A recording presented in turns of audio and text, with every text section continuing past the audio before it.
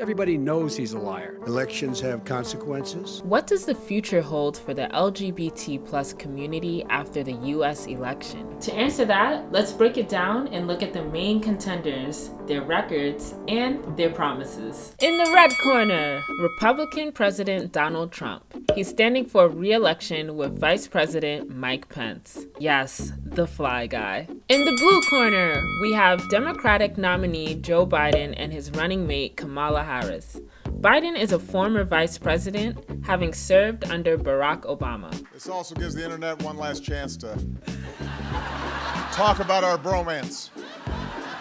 Let's see what the candidates have done for the LGBT plus community in the past. First up, Donald Trump and Mike Pence. Let's cast our minds back to 2016 when, as a presidential nominee, Trump declared, "I will do everything in my power to protect our LGBTQ citizens from the violence and oppression of a hateful foreign ideology." So has Trump done everything in his power to protect the LGBT plus citizens?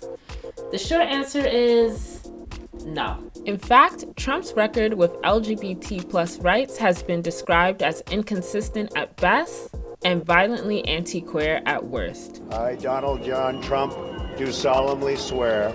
When he took office in January 2017, mentions of LGBT plus issues were removed from the White House website, and that was just the beginning. Since then, the Trump administration has banned transgender soldiers from serving in the military, removed guidance preventing discrimination against trans students, argued against sexual orientation and gender identity being protected by the Civil Rights Act of 1964, rolled back protections for LGBT plus patients in healthcare, and much, much more. Some Republicans claim that President Trump is the most pro-gay president in American history. But according to GLAAD's Trump Accountability Project, the current administration has lodged more than 181 attacks on the LGBT plus community in the last 4 years. And Mike Pence? The New Yorker reported that in a discussion on LGBT plus rights, President Trump himself said of Pence, "Don't ask that guy, he wants to hang them all." One fix that people have talked about is simply adding sexual orientation as a protected class under the state's civil rights laws. Will you push for that? I will not push for that.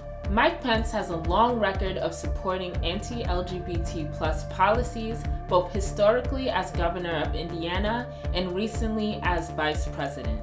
And then we come to the Democratic ticket of Joe Biden and Kamala Harris. To say that they both have a squeaky clean record on LGBT plus rights would be simply not true. And for a decade led by Ronald Reagan. As a veteran politician, Joe Biden has in the past supported anti-LGBT plus policies, such as the Defense of Marriage Act in 1996. The difference is that Biden's actions in more recent years are in stark contrast to his own history and his current opposition. In 2010, he helped repeal the Don't Ask, Don't Tell rule, allowing LGB service members to serve openly in the armed forces. By repealing Don't Ask, Don't Tell today, we take a big step toward fostering justice, fairness, and consideration. In 2012, on national television, Biden became the highest-ranking Democrat to endorse marriage equality, even when President Obama was still quiet on the matter. I am absolutely comfortable with the fact that men marrying men, women marrying women, and heterosexual men and women marrying women all are entitled to the same exact rights, all the civil rights, all the civil liberties. And quite frankly, I don't see much of a distinction. He has consistently voiced his support for the Equality Act. Together, we'll pass the Equality Act. We have to pass, for example, the Equality Act. I think we have to pass the Equality Act. That's important. And earlier this year, called transgender equality the civil rights issue of our time. Kamala Harris is equally supportive, telling LGBT plus citizens on National Coming Out Day, "You are loved."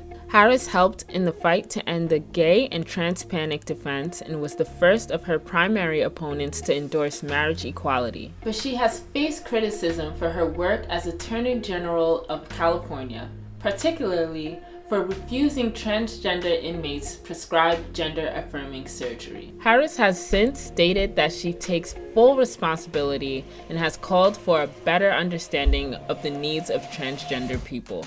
There needs to be a safe place for the members of our transgender community to go when they have been exposed to that kind of harm, and we know there's not always a safe place. Of course, there's more to it than a candidate's record. It's also important to look at their promises and intentions for the future.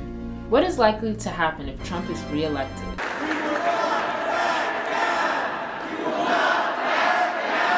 In terms of legislation, the Trump administration has and continues to oppose the passing of the Equality Act, which aims to stop discrimination on the basis of sexual orientation and gender identity. A senior administration official told the Washington Blade, "This bill, in its current form, is filled with poison pills."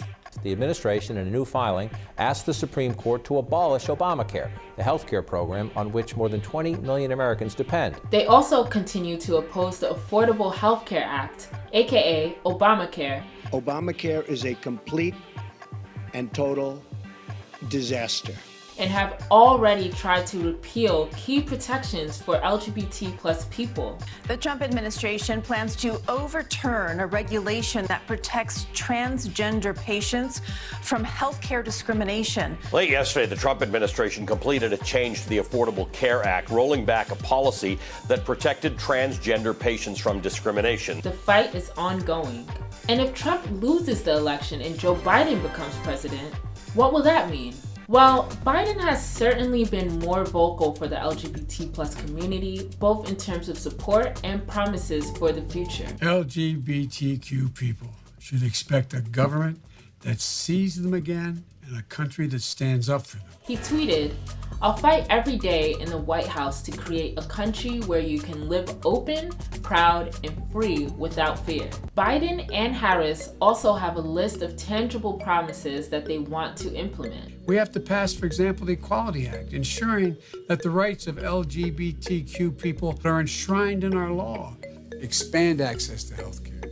Support LGBTQ workers. And we must ban conversion therapy. Win full rights for the transgender community. Recommit to ending HIV/AIDS epidemic by 2025. We have to lift the ban on transgender individuals serving openly in our military. You get the picture. In a recent town hall, when asked how he would do this, Biden said, "I will flat out just change the law." You've seen the records, you've seen the promises, and now you see that this election is indeed huge for our LGBT plus community in America and around the world.